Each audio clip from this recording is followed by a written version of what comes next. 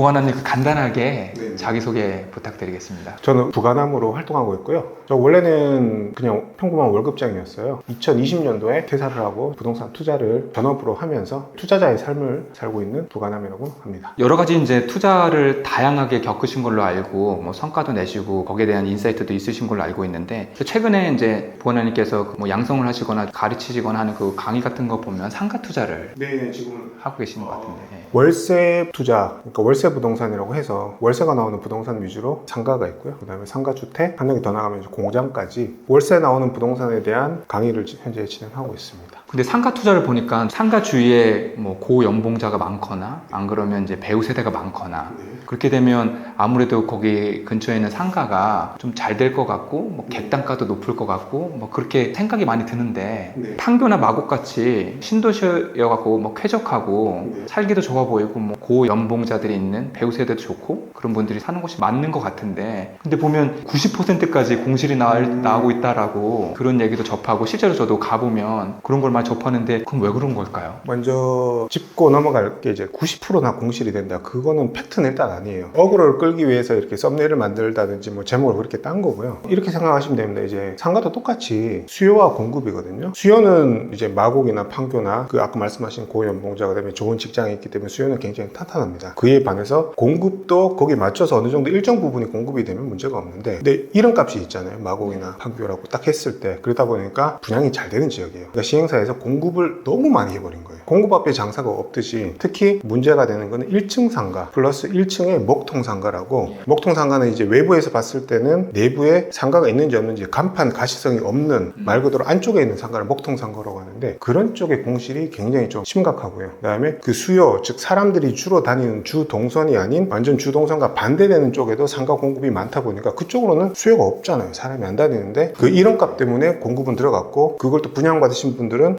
판교니까 괜찮겠지 마곡이니까 괜찮겠지 라고 사시니까 그것도 비싸게 사신 거죠. 그럼 또 높은 임대료로 내놓을 수밖에 없어요. 왜냐면 자기가 비싸게 샀으니까. 그러니까 더 안 맞춰지는 거고 그런 악순환이 계속 되는 거거든요. 물론 어느 지역이든 그런 주동선에 맞지 않고 수요와 공급이 깨져서 공급이 많은 지역은 공실이 많은 건 맞은데요. 그런 쪽에서도 이제 좀 더 면밀하게 분석을 하실 필요가 있고 주동선을 찾으셔야 되고 그런 지역 같은 경우는 한 가지 팁을 드리자면은 판교나 마곡 같은 경우는 공급이 많더라도 그 많은 만큼의 직장인 수요가 있습니다. 그래서 사무실 수요가 상층부는 굉장히 많아요. 또는 직장인들이 생활하신 오피스텔로도 많이 꾸며요. 그래서 상대적으로 1층 상가보다 2층, 3층 또는 4층까지 그 상가의 공급은 상대적으로 굉장히 적어요. 그래서 그런 지역은 오히려 1층에 있는 상가보다는 2층, 3층 또는 4층에 있는 상가를 매입을 해서 임대를 내놓으시면 굉장히 훌륭한 수익률을 거두실 수가 있어요. 알겠습니다. 그럼 전반적으로 상가 투자를 하는데 좀 성공적으로 하려고 그러면 어떤 요소들을 조금 봐야 될까요?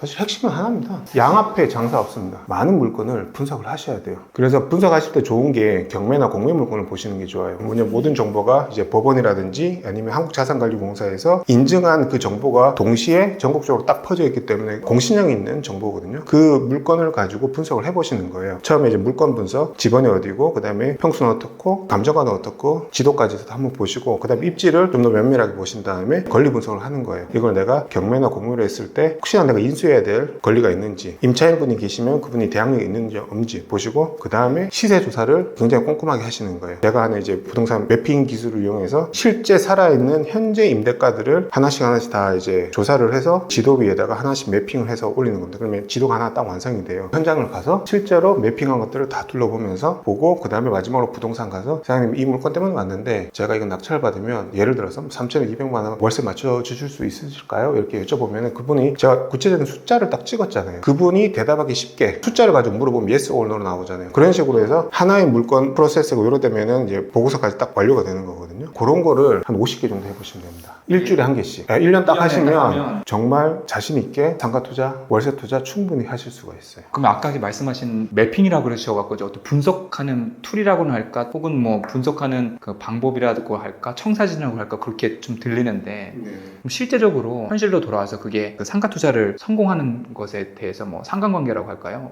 얼마만큼 있을까요 그게? 상가 투자를 하는 데 있어서 또 월세 부동산을 투자하는 데 있어서 가장 중요한 거는 정확한 임대 시세를 파악 파악하는 거예요. 정확한 임대가를 뽑아내야지 거기에 맞춰서 수익률로 변환이 되어가지고 이게 정확한 가치가 딱 판단이 되는 거거든요. 그럼 결국은 이 임대 시세를 정확하게 판단하는 게 근간인 거고요. 이걸 알기 위해서 매핑을 하기 전에는 부동산 사장님한테 여쭤봤어요. 부동산 사장님마다 말씀이 다 달라요. 흐릿한 정보들을 좀 많이 얻었어요. 근데 정확한 임대 시세를 알기 위해서는 그 상가가 전용 면적 몇 평인지도 알아야 되거든요. 근데 그런 것까지 말씀 안 해주세요. 그거를 이제 알기 위해서 통풍을 판다고 하죠. 인터넷을 통해 가지고 몇 가지 사이트들이 있습니다. 거기 사이트 들어가서 내가 타겟팅한 물건의 입지 주변에 비슷한 물건들의 임대 시세를 하나씩 다 찾아내는 거예요. 찾아내서 아주 디테일하게 데이터를 다 하나씩 매핑을 시키는 거죠. 상가 투자를 성공하려고 한다 그러면 시세를 정확히 알아야 되는데 그거를 그냥 가서 물어보면 중개사님들도 정확하게 알려주지도 않을 뿐더러 너무 편차도 크다. 그러기 위해서는 내가 스스로 알아봐야 되는데 현장을 나가기 전에 말씀하신 대로 그런 매핑하는 방법을 이용해 갖고 네. 인터넷으로 정보를 뽑아서 그거를 미리 시세를 파악한다. 그런 개념인 거네요. 그렇다 보면 이제 고금리 이 시기에는 이제 많이 묶였을 때 많이 고통스러운 거를 사실 저도 많이 보거든요. 그리고 동시에 또 연결되는 게 가계부채가 엄청 많잖아요. 그러면 이런 시기에 어떤 투자를 해야 될까요? 고금리 시기에는 많은 분들이 시장 심리가 확 얼어붙어요. 금리가 높다는 말은 이런 월세 부동산 같은 경우는 전부 수익률로 움직이거든요. 예를 들어서 지금 한국은행 기준금리가 3.5%고 이제 은행 예적금 금리가 4%예요. 그러면은 상가가 매매가 되기 위한 매매 수익률은 한 5%는 돼야지 팔리겠죠. 그러면은 매매 수익률이 높아진다는 얘기는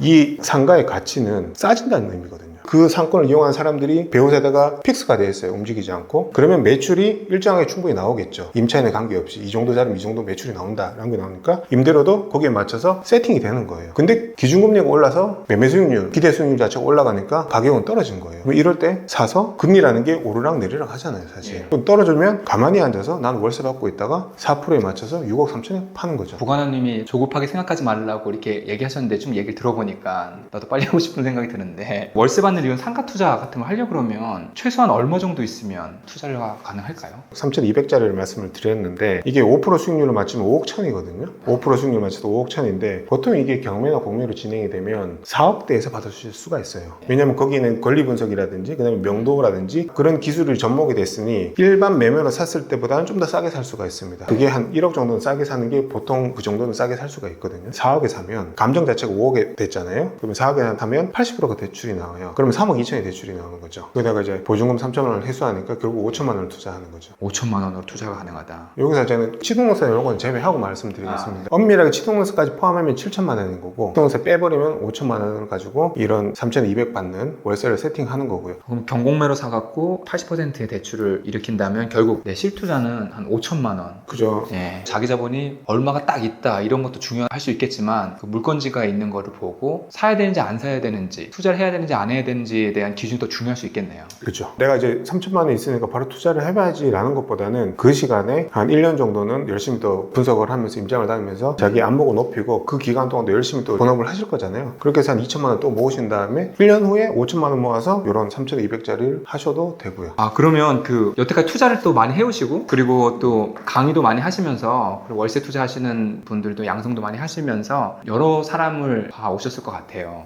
그런 분들 중에 어떤 사람들이 일반적으로 성과를 내는지 여쭤봐도 될까요? 저도 이제 그동안 많은 분들을 배워왔었죠. 수백 명? 1,000명 정도 뵌 것 같아요. 이렇게 예. 투자를 하시는 분들 보면. 세 가지 특징이 있었던 것 같습니다. 첫 번째는 이 부동산도 사실은 꼼꼼하게 분석을 하는 게 굉장히 중요해요. 이 지역의 시세를 다 파악하는 그런 꼼꼼한 분석력이 필요하고 두 번째는 엉덩이가 가벼운 분이 잘 하시는 것 같아요. 공부는 엉덩이가 무거운 사람이 잘한다고 하잖아요. 근데 오히려 이런 부동산 같은 경우는 엉덩이가 좀 가벼운 편이 좋은 것 같습니다. 그 이유가 분석을 다 하고 난 다음에 내가 예를 들어서 경기도 남부 쪽에 사는데 북부에 있는 물건이에요. 경기도 북부에 있어요. 그러면 한번 가는데 2시간이에요. 오는데 또 2시간, 4시간이 그냥 날아가거든요. 네. 그래서 귀찮아서 안 가실 수가 있어요. 근데 결국은 매핑을 했어도 현장 가서 이게 내가 로드뷰로 보는 거랑 실제로 가서 보는 거랑은 또 다르거든요, 느낌이. 그래서 엉덩이가 가벼워서 현장을 또 가셔야 돼요. 그러니까 실행력이 좋으신 분. 그리고 세 번째는 꾸준함입니다, 꾸준함. 꾸준하게 진득하네, 남들 말에 너무 휘둘리지 않고 나의 길을 그냥 묵묵하게 가시는 분들. 꾸준히만 하시면 충분히 가능합니다. 조금이라도 도움이 되셨나요? 구독과 좋아요는 다음 영상을 만드는 것에 큰 도움이 됩니다. 지속해서 좋은 영상 올려드리겠습니다. 감사합니다.